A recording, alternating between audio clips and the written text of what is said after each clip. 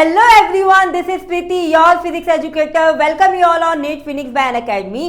So बच्चे आपको एक चीज पता है कि हम लोग मिलके NEET 2025 को टारगेट कर रहे हैं, ठीक है। जैसे जैसे ड्यूरिंग द प्रिपरेशन बेटा किसी भी एग्जाम की आप प्रिपरेशन कर रहे हो, ड्यूरिंग द प्रिपरेशन अगर आपके पास कोई भी नया नोटिफिकेशन आता है तो उस हिसाब से आपको अपनी तैयारी में चेंजेस करने होते हैं, ठीक है।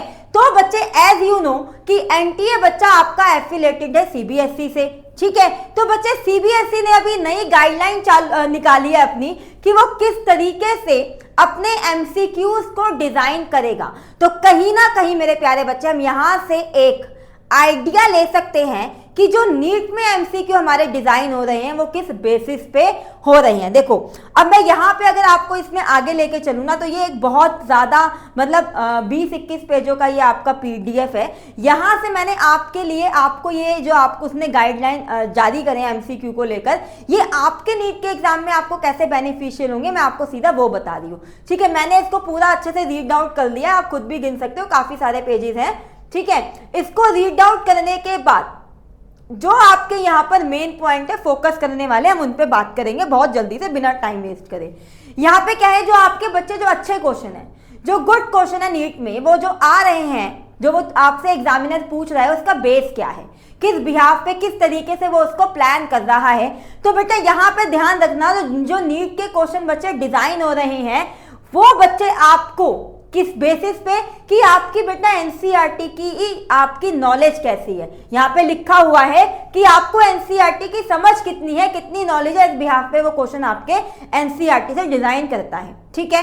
ये बच्चे यहाँ पर आपसे दोनों तरीके की चीजें पूछता है। कौन सी बच्चे, ये आपसे मेमोरी बेस्ड क्वेश्चन भी पूछ सकता है, सीधा फॉर्मूला बेस्ड क्वेश्चन भी पूछ सकता है, या फिर बच्चे आपसे ये डीपर अंडरस्टैंडिंग कॉन्सेप्ट भी पूछ सकता है। मतलब ये कि लेट सपोज मैं यहाँ पे एक एग्जांपल ले लेती हूँ प्रोजेक्टाइल मोशन का। आपको एक चीज पता है कि प्रोजेक्टाइल पूरे मोशन में आपकी कोई एक वेलोसिटी 0 होती है। उसने बोला कि पूरे मोशन में वेलोसिटी आपकी क्या है बच्चे, आपकी 0 हो रही है, ठीक है। वेलोसिटी आपकी 0 हो रही है ऑब्जेक्ट की, कहोगे यस, लेकिन क्या टॉप मोस्ट पॉइंट पे वो, उसके बाद वो कहता है आपसे कि टॉप मोस्ट पॉइंट पे आपकी यूएक्स वाली वेलोसिटी, जो एक्स एक्सिस वाली वेलोसिटी है वो 0 हो रही है, वहां पे ये चीज गलत हो गई। तो यहां बच्चे आपको कॉन्सेप्ट की समझ होनी चाहिए कि टॉप मोस्ट पॉइंट पे से वाई पार्टिकल की वेलोसिटी 0 होती है, एक्स वाली तो through out the motion same रहती है। तो कॉन्सेप्ट बेटा आपको अपना मजबूत करना है। और बच्चे आगे क्या है, और कौन कौन से की पॉइंट्स है जो नीट एमसीक्यू बनाने में फॉलो करता है। देखो यहाँ पे ऑप्शन देखो बच्चे, यहां पर उसने बोला है कि क्वेश्चन जो है वो क्लियर होना चाहिए, ठीक है। जो क्वेश्चन का बच्चे जो स्टेटमेंट है वो इजी होनी चाहिए, इजी टू रीड होनी चाहिए, ठीक है, ताकि बच्चा क्वेश्चन में ही उलझ के ना रह जाए। और बेटा वो सिंगल कॉन्सेप्ट ऑप्शन वो जो इसका फोकस करता है बच्चे किस पे, सिंगल कॉन्सेप्ट पे। अब सिंगल कॉन्सेप्ट पे बच्चा वो फोकस तो करेगा, मतलब वो काफी सारे कॉन्सेप्ट को कंबाइन करके आपसे क्वेश्चन नहीं पूछेगा।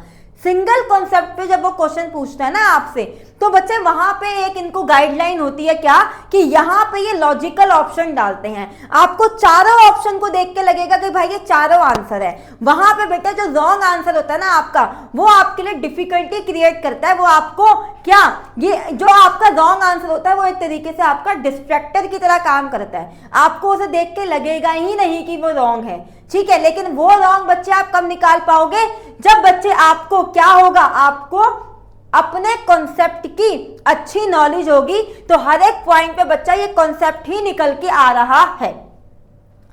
और किस तरीके के क्वेश्चन आते हैं, और बच्चे आपके पास यहाँ पे आते हैं assertion reason, statement based, diagram based, है ना। असर्शन रीजन में बेटा वो आपसे क्या बोल देगा, आपको 2 स्टेटमेंट दे देगा, या तो वो दोनों सही होंगी, या वो बेटा दोनों फॉल्स होंगी, या एक सही एक फॉल्स होंगी। यही तो होता है ना। लेट सपोज मैंने आपको एक स्टेटमेंट दे दी कि आपको अगर फोटो इलेक्ट्रिक एमिट, अगर आपको किसी मेटल के सरफेस से इलेक्ट्रॉन को एमिट करवाना है तो आपको जो एनर्जी है उसके वर्क फंक्शन से ज्यादा देनी होगी। ये हो गई पहली स्टेटमेंट, कहोगे यस मैम, क्या ये स्टेटमेंट सही है, बिल्कुल सही है। दूसरा मैंने कहा कि अगर आपने जो एनर्जी आप रेडिएशन के थ्रू दे रहे हो वो बेटा अगर आपकी उससे किससे आपके वर्क फंक्शन से ज्यादा है तो वो डेफिनेटली इलेक्ट्रॉन एजेक्ट हो जाएगा। तो ये स्टेटमेंट बिल्कुल गलत है, डेफिनेटली कुछ नहीं है यहाँ पे, ठीक है। वो हो भी सकता है और वो नहीं भी हो सकता।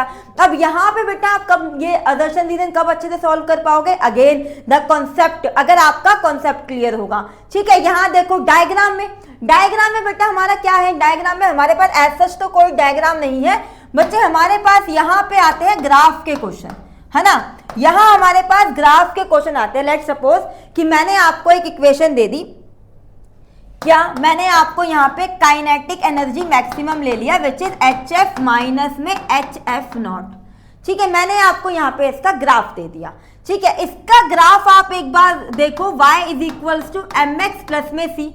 इसका ग्राफ कैसा बनेगा बच्चे? इसका ग्राफ आपका स्ट्रेट लाइन ग्राफ बनेगा, क्योंकि यहाँ पे ये नेगेटिव में है तो ये कुछ इस तरीके से आपका जाएगा, राइट।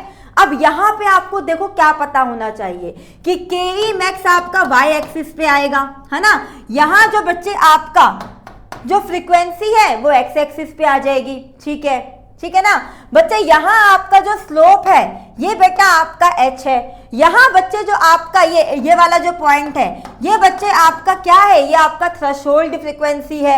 ये बच्चे आपको क्या बता रहा है? ये इसका इंटरसेप्ट बता रहा है विच इज HF नॉट, ठीक है। तो आपको ग्राफ के इन डेप्थ नॉलेज होनी चाहिए। आपको कोई भी ग्राफ बच्चे इग्नोर यहाँ पे नहीं करना है। अच्छा और क्या है बच्चे? अच्छा इसका एडवांटेज क्या होता है, ठीक है। नीट का बच्चे, नीट के एग्जाम में जो आपके MCQ ही आ रहे हैं, किसका एडवांटेज क्या है बच्चे? वो कम टाइम में आपसे ज्यादा टॉपिक को कवर करके क्वेश्चन पूछ सकता है, ठीक है। क्योंकि बेटा उसमें एक आंसर फिक्स होता है तो यहाँ पे ये फेयर स्कोरिंग हो जाता है विदाउट बायसनेस। यहाँ पे किसी तरीके की कोई बायसनेस नहीं रहती, ठीक है। यहाँ पे बेटा अगर आप गेस करोगे, अगर आप तुक्का मारोगे तो बेटा वहां पे आपको नेगेटिव मार्किंग हो जाएगी। ये आपका एक डिसएडवांटेज है जो कि एक सही भी है, ठीक है। अच्छा कॉमन पिटफॉल क्या होते हैं बेटा आपके यहाँ पे नीट के एग्जाम में?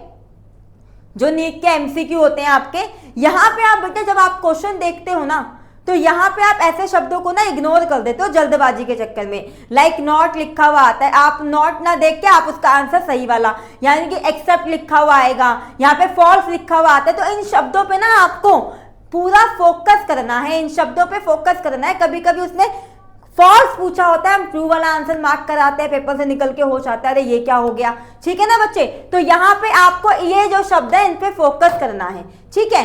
सिमिलर ऑप्शन यहाँ देखो, only deep understanding of the concept can help you choose correctly. Again कहाँ पे बात आगे बच्चे? अगेन आपकी बात आ जाती है deep understanding of the concept पे, ठीक है। चलो समटाइम बच्चे ये क्या करेगा, ये आपसे केस जो आपका केस रिलेटेड है उससे भी उस तरीके के भी क्वेश्चन बोल देगा कि आप कहीं गए हो, आपने ऐसा देख लिया, वो कार इतनी स्पीड से जा रही थी, कुछ भी आपको केस बेस्ड, आपको प्रैक्टिकल बेस्ड, ये आपसे एक real world situation based question बना के ये आपसे फिजिक्स में तो बहुत हो सकता है, ये आपसे पूछ सकता है, ठीक है बच्चे।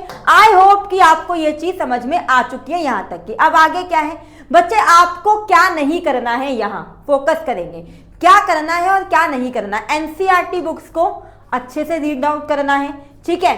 क्वेश्चन बेटा आपको एनसीईआरटी से भी करने हैं, मैं तो आपको कहूंगी एक्स्ट्रा जो डीपीपीज होती है हमारी वो भी बच्चे आपको लगानी है, ठीक है। आपको ट्रिक्स, जो बच्चे हम फिजिक्स के लिए ट्रिक्स मांगते रहते हैं ना, यहाँ देख लो, डू नॉट ओवरथिंक और लुक फॉर ट्रिक्स, ठीक है। यहाँ पे ऐसा नहीं है कि सेम पैटर्न के क्वेश्चन चल रहे हैं जिसमें आप ट्रिक लगा दोगे। कभी आ भी सकता है, आपकी किस्मत हुई अच्छी तो नहीं हुई तो बेटा नहीं भी आ सकता। तो ज्यादा आपको ट्रिक के ऊपर आपको फोकस नहीं करना है, ठीक है। आपके जो नीट के क्वेश्चन है उनको क्लियरली और सिंपली डिजाइन किया जाता है, ठीक है। आपको डायग्राम को, यहाँ हमारे फिजिक्स में क्या हो जाएंगे, ग्राफ को, आपको बच्चे डायग्राम या फिर ग्राफ को इग्नोर नहीं करना है। वो आपके किसी भी सेक्शन में आ सकता है, चाहे वो बायो का है, चाहे वो फिजिक्स का है, चाहे वो बच्चे केमिस्ट्री का है। आई होप कि आपको ये चीजें क्लियर है। चैनल को अगर सब्सक्राइब नहीं किया है तो कर देना। मिलते हैं हम अपने अगले सेशन में। Till then thank you so much, bye bye, take care.